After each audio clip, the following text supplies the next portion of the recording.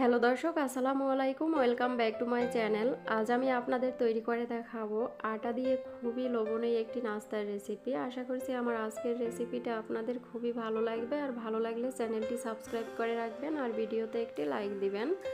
তো দর্শক, রেসিপিটার জন্য এখানে আমি একটা পাত্রে নিয়ে নিব 1 কাপের মতো আটা।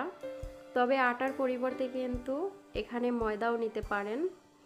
এখন দিয়ে দিব স্বাদ বুঝে লবণ, আর দিয়ে দিব প্রায় 1 টেবিল চামচ পরিমাণ রান্নার তেল। এখন এই আটার সাথে লবণ তেলকে ভালো করে মেখে নিতে হবে।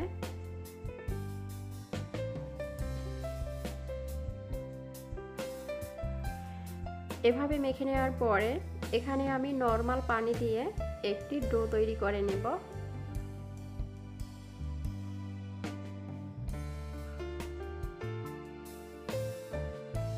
তো এরকমের একটি ডো হবে। এখন আমি এই ডোটাকে প্রায় 3 থেকে 4 মিনিটের মতো একটু ঢাকনা দিয়ে রাখবো। ফিরে আসলাম 4 মিনিট পরে, আর এই পর্যায়ে দেখুন এই ডোটা কিন্তু এরকমের সফট হয়ে যাবে। তো এই ডোটাকে আবার একটু এভাবে মথে নিয়ে নিলাম। নেয়ার পরে এখানে একটা চাকু দিয়ে এভাবে এই যে এরকমের নাস্তাগুলো কেটে নিতে হবে। তবে আমরা যে সাধারণ চুষি পিঠা অথবা চুইয়ে পিঠা তৈরি করে থাকি, এগুলো কিন্তু সেরকমেরই হবে। তবে সেই চুষি পিঠাগুলো একটু ছোট আর লম্বা টাইপের থাকবে, আর এটা এভাবে একটু মোটা করে কেটে নিতে হবে। চুলায় একটি ফ্রাই প্যানের মধ্যে প্রায় 2 কাপের মতো পানি ফুটিয়ে নিয়েছি। এখন এই ফুটন্ত পানির মধ্যে এই নাস্তাগুলো দিয়ে দিতে হবে। তো কিছুক্ষণ পর পর এভাবে একটু নেড়ে দিব, যাতে করে একটার সাথে একটা জানি লেগে না যায়। তো আপনারা চাইলে কিন্তু এ পর্যায়েও সাথে সাথে এই নাস্তাগুলো এভাবে কেটে দিয়ে দিতে পারেন পানির মধ্যে। তো নাস্তাগুলো দিয়ে এবার আমি এটাকে প্রায় 2 থেকে 3 মিনিটের মতো একটু জাল করে নিব। এর মধ্যে কিন্তু এগুলো এভাবে শক্ত হয়ে যাবে। তো এখানের পানিটা আমি ছেঁকে নিয়ে আসি। পানিটা ছাকার পরে চুলায় আবার ফ্রাই প্যান বসিয়ে এখানে দিয়ে দিলাম প্রায় 1 থেকে 1.5 টেবিল চামচ পরিমাণ রান্নার তেল, আর দিয়ে দিলাম একটি পেঁয়াজ। আর পেঁয়াজটাকে এভাবে বড় বড় টুকরো করে কেটে নিয়ে আসি।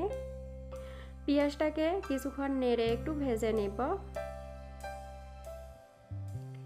এখন দিয়ে দিব প্রায় 3-4টার মতো কাঁচামরিচ কুচি, আর দিয়ে দিব প্রায় 2 টেবিল চামচ পরিমাণ টমেটো সস। এবার এটাকে 1 থেকে 1.5 মিনিটের মতো একটু ভেজে নিতে হবে।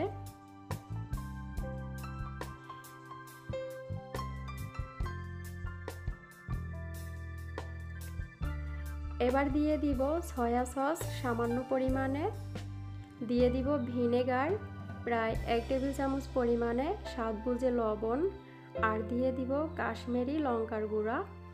এখন এগুলো আবার একটু নেড়ে কয়েক সেকেন্ড ভেজে নিতে হবে।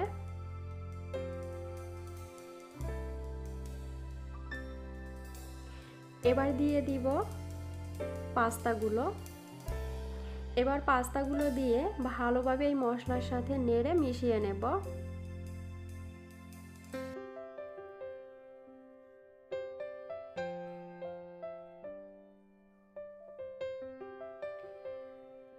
এখন দিয়ে দিব প্রায় 1 টেবিল চামচ পরিমাণ কর্নফ্লাওয়ার, আর এটাকে সামান্য পরিমাণে পানি দিয়ে একটু গুলিয়ে নিয়েছি। তো কর্নফ্লাওয়ার দিয়ে ভালোভাবে এই পাস্তার সাথে নেড়ে প্রায় 2 থেকে 3 মিনিটের মতো রান্না করে নিব। এখন আমি এই পাস্তাগুলো একটা সাইডে রেখে দিব। তারপর এখানে একটি ডিম নিয়ে নিব। এবার দিয়ে দিব অল্প পরিমাণে লবণ। এখন এই ডিমটাকে এই সাইডে কয়েক সেকেন্ড নেড়ে একটু ভেজে নিব। যখন এই ডিমটা একটু শক্ত হয়ে আসবে, তখন আমি এই পাস্তাগুলো ডিমের সাথে নেড়ে চেড়ে মিশিয়ে আরও 1 মিনিটের মতো রান্না করে নেব। তো দর্শক, এ পর্যায়ে কিন্তু আমার এই পাস্তাগুলো রান্না করা হয়ে গেছে। এখন আমি চুলাটা বন্ধ করে দিব। বন্ধ করে এটাকে আমি একটা পাত্রে গরম গরম পরিবেশন করে নিচ্ছি। তাহলে দর্শক দেখলেন তো কত সহজে হয়ে গেল আটা দিয়ে অসম্ভব মজার একটা নাস্তার রেসিপিটা যদি আপনাদের ভালো লেগে থাকে তাহলে অবশ্যই এইভাবে নিত্য নতুন রেসিপি পেতে আমার চ্যানেলটি সাবস্ক্রাইব করার অনুরোধ রইল। সবাই ভালো থাকুন, সুস্থ থাকুন। আজকের মতো এখানেই বিদায় নিলাম। আল্লাহ হাফিজ।